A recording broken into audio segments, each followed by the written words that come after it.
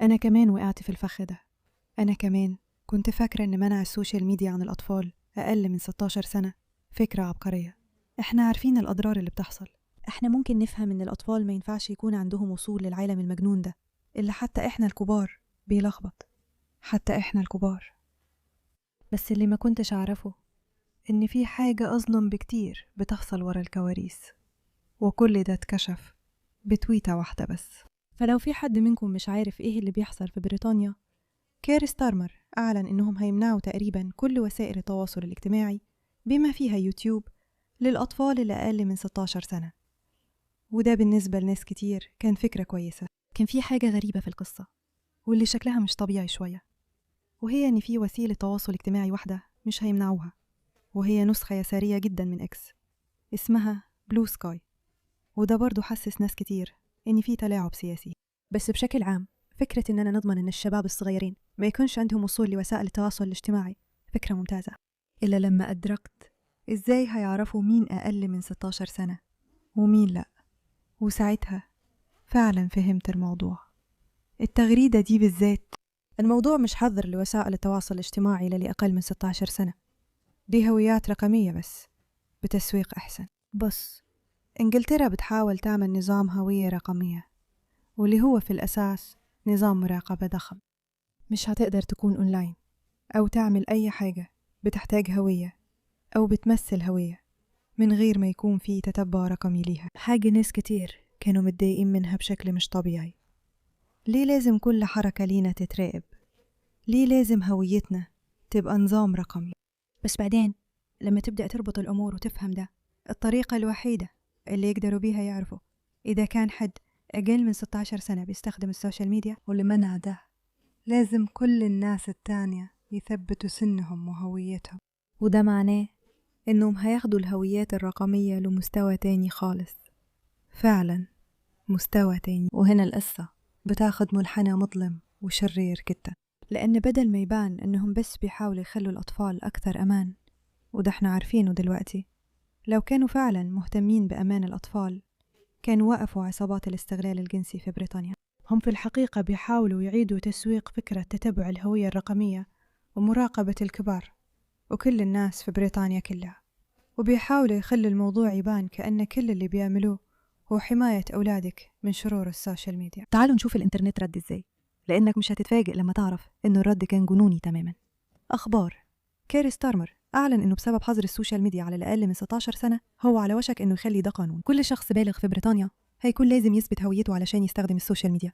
إخفاء الهوية على الإنترنت دلوقتي رسميا انتهت. ده بيجي في نفس الوقت اللي بريطانيا بتقبض فيه على ناس يمين وشمال، تقريبا 30 شخص في اليوم، علشان بينشروا حاجات على السوشيال ميديا.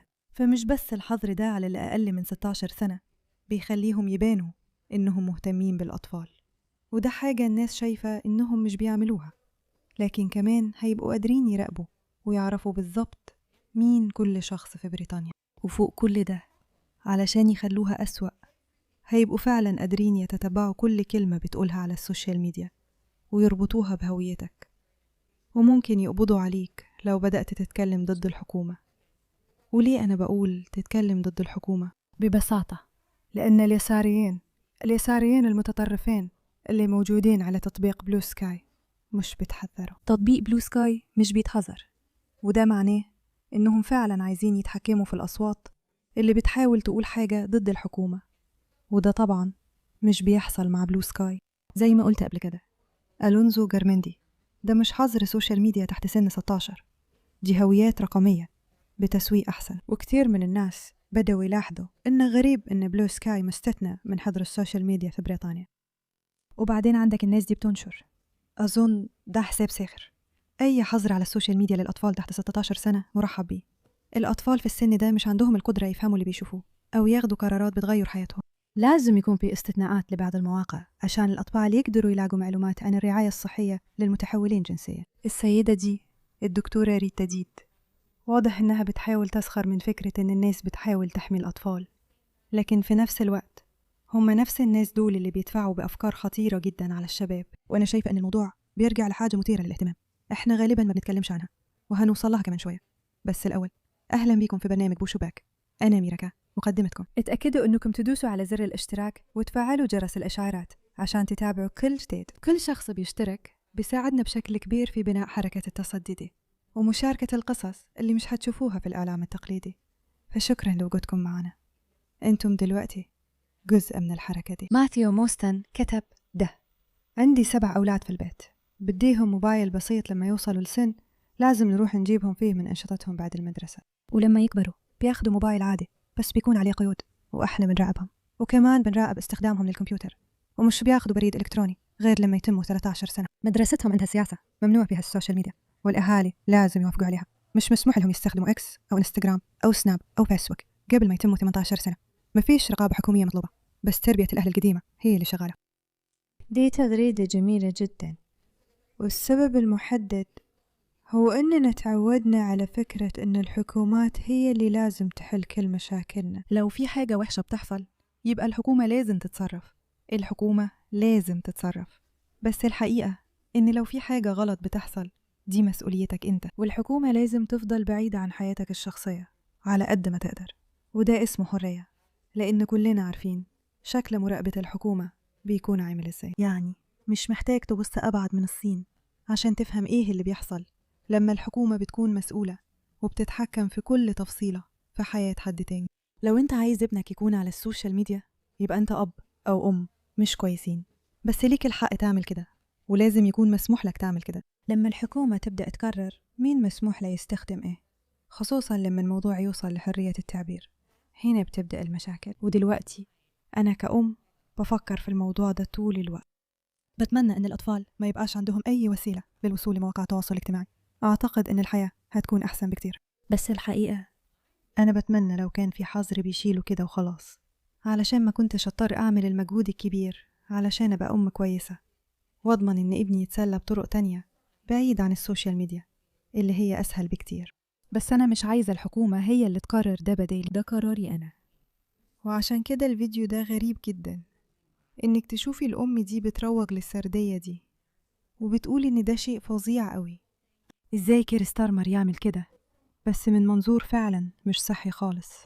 وإحنا صغيرين ما كانش عندنا كل المنصات دي اللي لازم نتعامل معاها، ما كانش عندنا الحاجات دي. ده شكله دوشة.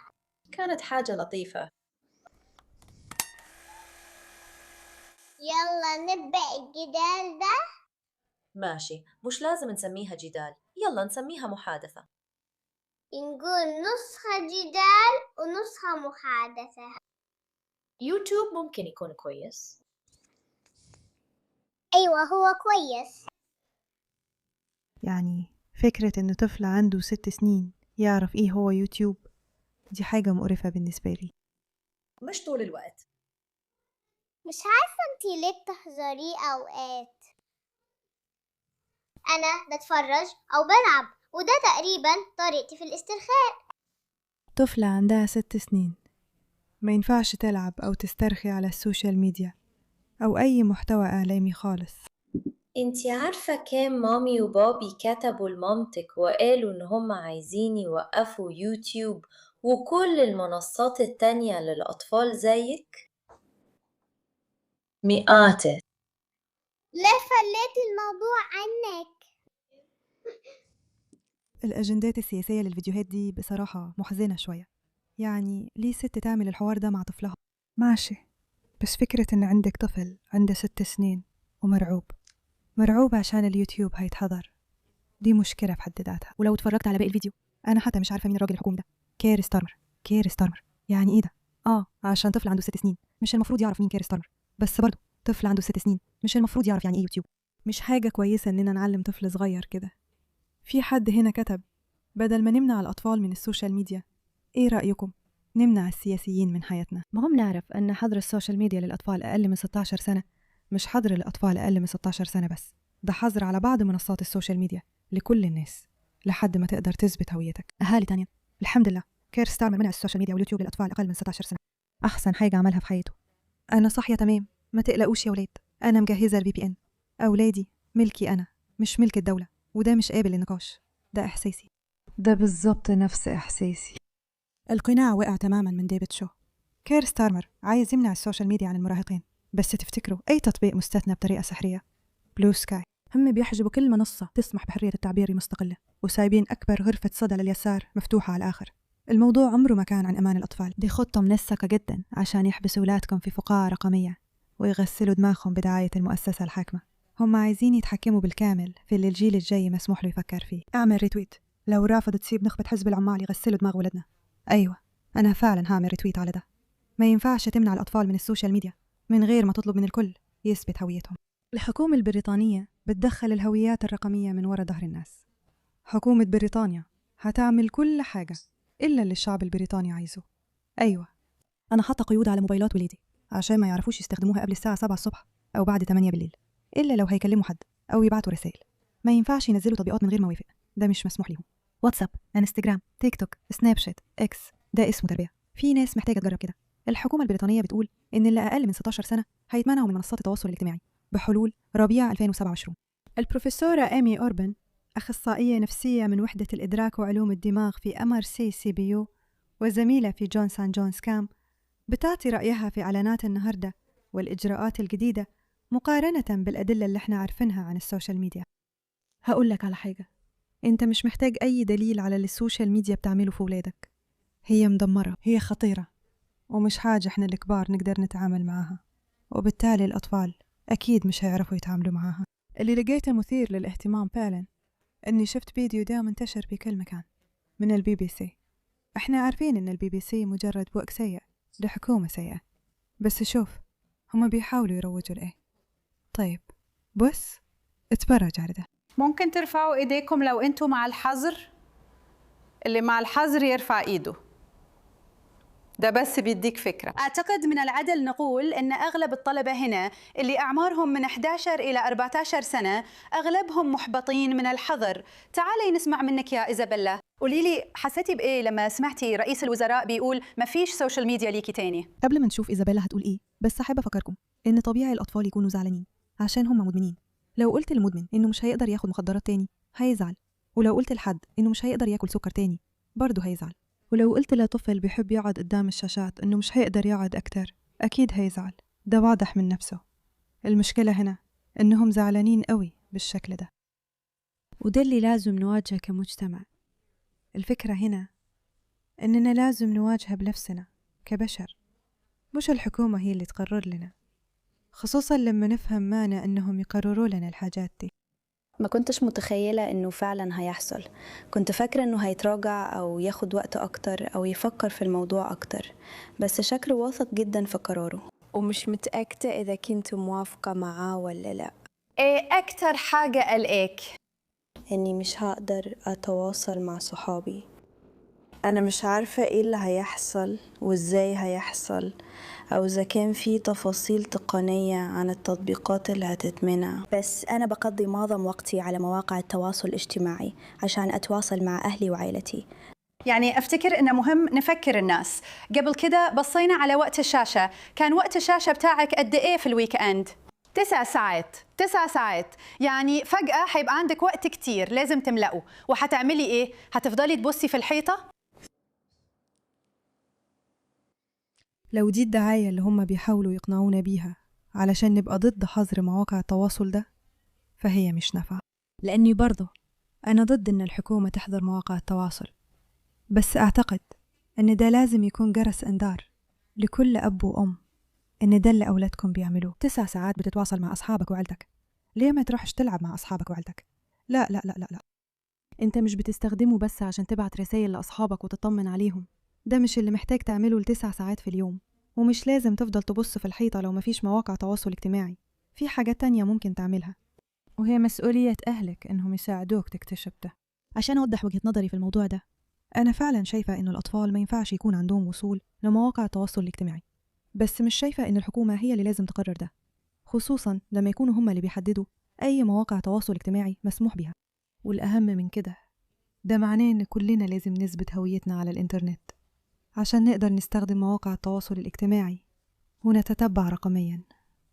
وده فخ، ده مش محاولة لمساعدة أولادنا يخرجوا من الإدمانات الخطيرة والبشعة دي، ده الحكومة بتحاول تسيطر علينا أكتر وأكتر. ألونزو غارموندي كتب: أنا مش شخص تقني. فممكن يكون ده سؤال غبي، بس مش أسهل نعمل موبايل للأطفال وقت البيع بحيث تقدر تشتري موبايل عليه قيود من الأساس، بدل ما نسأل كل شخص في البلد إذا كان فوق 16 سنة ولا لا، ومن غير برامج هوية رقمية ممكن تتخترق. أيوة يا صديقي، فعلا هيكون أسهل. بس لو الحكومة فعلا كانت عايزة تساعد الأطفال كانوا هيشجعوا على كده، كانوا هيقترحوا ده، كانوا هيعملوا قانون بالشكل ده. بس لا، هم بس عايزين يراقبونا كلنا ويفرضوا أفكار خطيرة على الأطفال. عارف ليه؟ لو كل وسائل التواصل الاجتماعي اتقفلت ما عدا بلو سكاي هتعرف بالظبط كل الأطفال هيروحوا فين، لأنهم مدمنين وده لازم يتعالج. على الأساس ده والناس اللي تتعامل مع الإدمان مش المفروض يكونوا الحكومات، المفروض الأهالي والعائلات هم اللي ياخدوا بالهم إن في حاجة هنا غلط، فعلا في حاجة هنا غلط جدا جدا ولازم نتصرف. بس إحنا اللي لازم نتصرف مش هم. شكرا على اهتمامكم بالموضوع ده.